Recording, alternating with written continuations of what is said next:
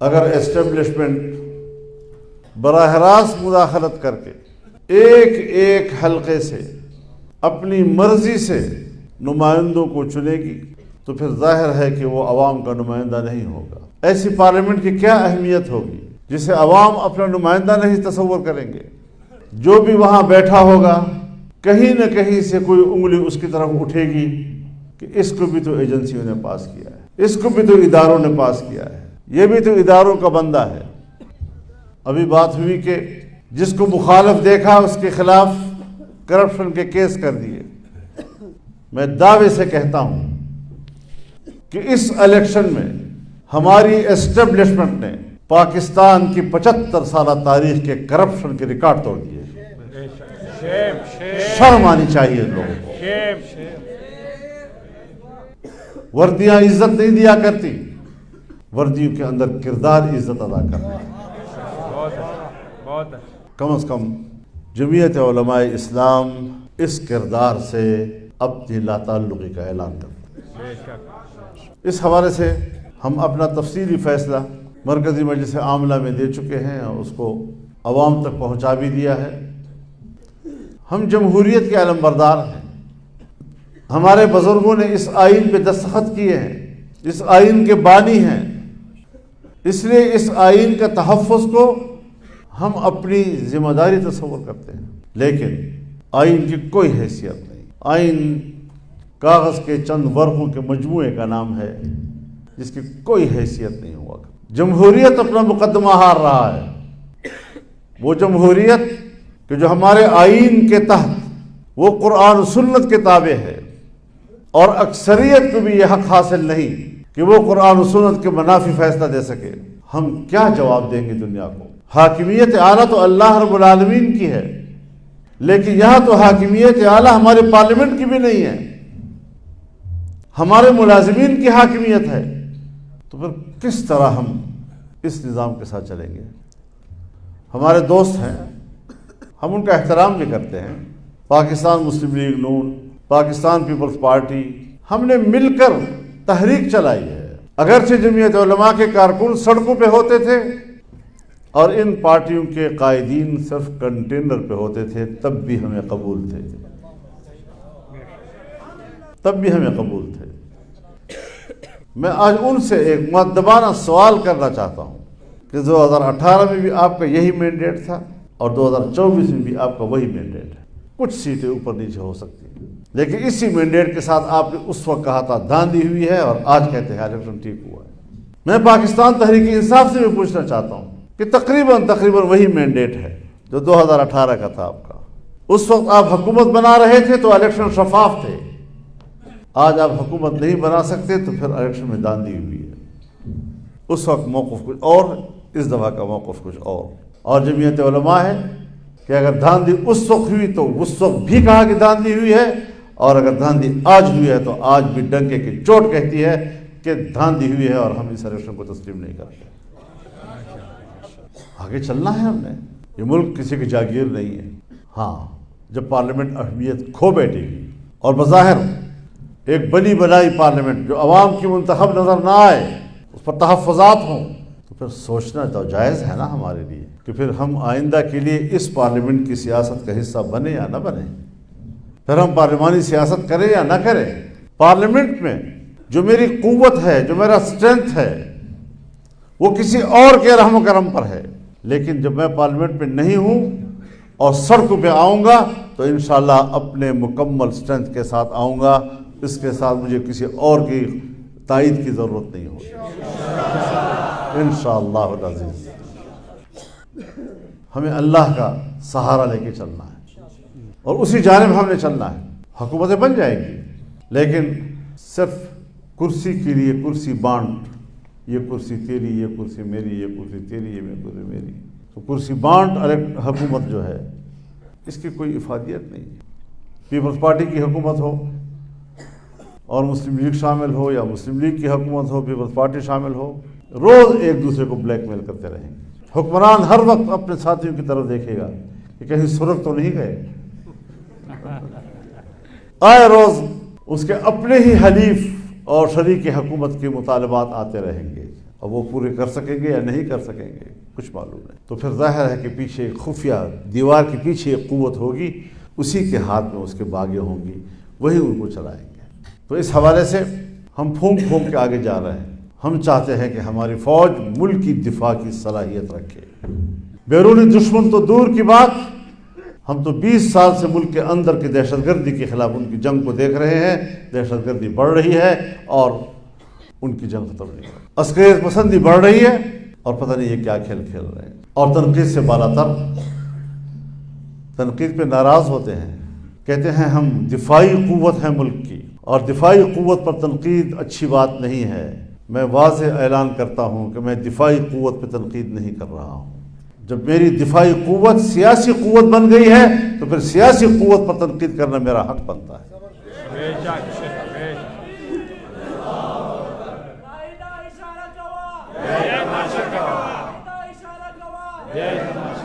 وہ دفاعی قوت رہیں گے سر کا تاج. آنکھوں کی پلکیں کبھی آنکھوں پہ بوجھ نہیں ہوا کرتی، لیکن اگر پلکوں کا ایک بال بھی اپنے حدود سے آنکھ کے اندر گرتا ہے، پلکیں باہر سے دفاع کرتی ہے، باہر کی کوئی چیز مصیبت جو ہے آنکھ کی طرف نہ آئے. لیکن اگر پلکوں کا ایک بال آنکھ کے اندر خود چلا جائے تو پھر وہ گلہ کرتی ہے، آنسو بہاتی ہے. اگر آنسو بہا کے بھی وہ نہ نکلے تو پھر اس کو نکالنا پڑتا ہے. اس کشمکش سے ہم دوچار ہو گئے. یا کسی پارٹی کا ہم کوئی کمپین دیکھ ہی نہیں رہے، اور اگر ہمارے خلاف کوئی کمپین چلا رہا ہے تو ان کی سیکورٹی فورسز ان کے ساتھ ہیں، پورے پروٹوکول کے ساتھ، اور ہم ہیں جلسے میں مت جاؤ تمہارے پیچھے خودکش لگے ہوئے ہیں، جلسے میں مت جاؤ تمہارے پیچھے خودکش لگے ہوئے ہیں، جلسے میں مت جاؤ تمہارے پیچھے خودکش لگے ہوئے ہیں، تاکہ ہم عوام سے رابطہ نہ کر سکیں. اور آپ جانتے ہیں کہ الیکشن سے پہلے میں چیختا رہا ہوں کہ ہم الیکشن کی مہم نہیں چلا سکتے، ہم اپنے حلقے کے عوام سے ملنے کے قابل نہیں ہیں وہاں کی صورتحال میں. تو پھر یہ دن تو دیکھنا پڑے گا. لیکن یہ دن دیکھ کر کیا ہم ہتھیار ڈال دیں اور پارلیمنٹ اتنی بڑی مجبوری ہماری بن جائے کہ اس کی ممبرشپ کے لیے ہم بوٹ چاٹتے رہیں؟ للکار ہے قائد جمعیت تیری بصیرت کو. میرے کانوں کو نقصان نہ پہنچاؤ.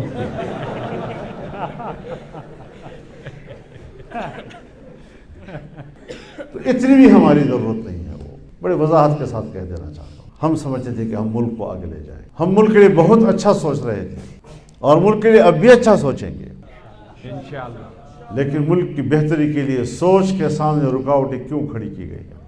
اور میں انشاءاللہ دوسرے صوبوں میں بھی جاؤں گا، وہاں کی جنرل کونسل کے ساتھ بھی میں ملوں گا، ان کو اعتماد ملوں گا. پھر پاکستان کی مرکزی جنرل کونسل کا اجلاس بلائیں گے انشاءاللہ. پھر اس بات پر غور کریں گے کہ کیا پارلیمنٹ اتنا ضروری ہے کہ ہم رسوا ہو کر بھی اس میں بیٹھیں، ہم رشوتیں دے کر بھی اس میں بیٹھیں، ہم دھاندلیوں کے ذریعے جیت کر بھی اس میں بیٹھیں. اتنی ضروری ہے وہ. جو پارلیمنٹ ایک چھوٹی سی قانون سازی کا اختیار نہیں رکھتی، قانون بھی بھیج کر کہا جاتا ہے یہ قانون پاس کرنا ہے، اور پھر ہم وہ قانون پاس کرتے ہیں، تو پھر وہی ملک کو چلائیں. لیکن ساتھ ساتھ میں یہ بھی واضح کر دینا چاہتا ہوں کہ یہ ملک ہمارا ہے. اس ملک کا نظام، اس کو چلانا، اس کی حفاظت کرنا، اس کو نظریاتی حوالے سے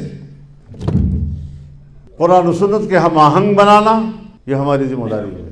اس وقت جب میں آپ سے مخاطب ہو رہا ہوں تو حال ہی میں سپریم کورٹ کا ایک فیصلہ جو 1919 میں ایک جرم اور پھر اس کے بعد اس کے خلاف ایک FIR درج ہونے کے بعد آج سنایا ہے انہوں نے. مسئلہ یہ نہیں ہے کہ جرم 1919 میں ہوا اور قانون 2021 میں بنا یا 22 میں بنا تو پھر اس وقت تو یہ قانون نہیں تھا. مسئلہ یہ نہیں ہے جس طرح پروپیگیٹ کیا جا رہا ہے، میڈیا کے ذریعے پروپیگیٹ کیا جا رہا ہے. اس کے جو مندرجات ہیں ان کو ذرا پڑھیں کہ اس میں کس طریقے سے قرآن کی تحریف کا راستہ بنایا گیا ہے. اور قرآن سے جو حوالے دیے گئے ہیں، تمام علماء کرام بیٹھے ہوئے ہیں، میں سب کو چیلنج کرتا ہوں، پڑھو ذرا اس قرآن کی آیت کو، تفاسیر کی روشنی میں پڑھو، احادیث کی روشنی میں پڑھو. کیا اس کی تطبیق یہ ہے جو ہمارے جج صاحب نے کی ہے؟ نہیں، یہ تطبیق ہے ہی نہیں اس کی. اور بار بار یہ کہنا کہ قرآن نے یہ کہا، قرآن نے یہ کہا، قرآن نے یہ کہا. اس کا بھی ایک میسج جاتا ہے، اس کا بھی ایک میسج جاتا ہے کہ جو لوگ کہتے ہیں کہ صرف قرآن ہی دلیل ہے، حدیث اور سنت کوئی دلیل نہیں، کچھ میسج اس طرف بھی جا رہا ہے۔ بے شک، یہ فتنے بھی تو ہمارے ہاں ہیں نا، جی ہاں، اور اس پر ہم نے اپنے وکلاء سے بات کی، دانشور حضرات بیٹھے ہیں، ہم انشاءاللہ ریویو میں جائیں گے اور جمعیت علماء اسلام فریق بن کر جائے گی انشاءاللہ۔ وکلاء حضرات ہمارے رہنمائی کریں گے۔ اجازت ہے بھائی، اجازت کس بات کی ہے؟ اگر عیسائی ہے اور عیسائی اپنے میں اور ایک تحریف شدہ قرآن کو تقسیم کر رہا ہے اور یہ کہتے ہیں نا کہ یہ دفعہ بھی کاٹ دو، یہ دفعہ بھی کاٹ دو، یہ بھی اس پر لاگو نہیں ہوتا، یہ بھی اس پہ لاگو نہیں ہوتا، تو پھر تو آپ نے اجازت دے دی ہے کہ جو شخص قرآن کی جس طرح تشریح کرے، تحریف کرے قرآن کے اندر اور پھر وہ نسخے چھاپتا رہے اور تقسیم کرتا رہے تو اس کی اجازت ہوگی؟ تو وہ کون ہے؟ جو ہے کون جو قرآن کی تحریف بھی کرتا ہے اور تحریف شدہ قرآن کو کی پھر تشریح بھی کرتا ہے اور پھر اس کو پھیلاتا بھی ہے، وہ ہے کون ہمارے اندر؟ وہ ہمارے اندر سوائے قادیانیوں کے اور کوئی نہیں ہے۔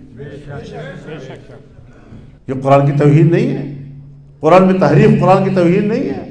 لا اکراہ فی الدین کا یہ مطلب ہے کہ قرآن میں تحریف کرو تو لا اکراہ، انا للہ و انا الیہ راجعون۔ تو میرے محترم دوستو، ہمارے ملک میں جو کچھ ہو رہا ہے اس کا بظاہر ہمیں کوئی حل اب نظر نہیں آ رہا ہے، قوم نے خود اٹھنا ہے۔ غیر ممکن ہے کہ حالات کی گتھی سلجھے، غیر ممکن ہے کہ حالات کی گتھی سلجھے۔ اہل دانش نے بہت سوچ کے الجھائی ہے اور اس کی علامات بھی نہیں ہے، مارتے بھی ہیں اور کہتے ہیں ہمیں تو پتہ نہیں، دامن پہ کوئی دا نہ خنجر پہ کوئی چھین، تم قتل کرو ہو کہ کرامات کرو ہو۔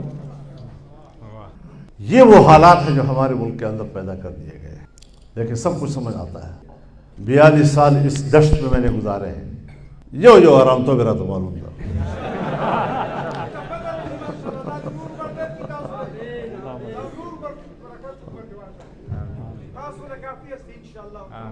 تو ہم نے اپنے اکابر کی تاریخ کو بھی پڑھا ہے، اور اگر اکابر کی تاریخ گزر گئی ہے اور آپ کو بھول گئی ہے تو ابھی گزشتہ 20 سالوں کا بھی مطالعہ کر لیں جو آپ کے سامنے گزرے ہیں، آپ کی زندگی بھی گزرے ہیں۔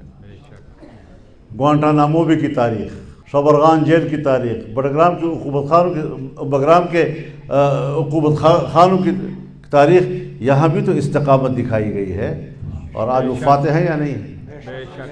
تو پھر اپنی تاریخ کو بھی اور اپنے حال کو بھی سامنے رکھیں اور بجرت اور انشاءاللہ شوق شہادت کے ساتھ میدان میں اتریں گے۔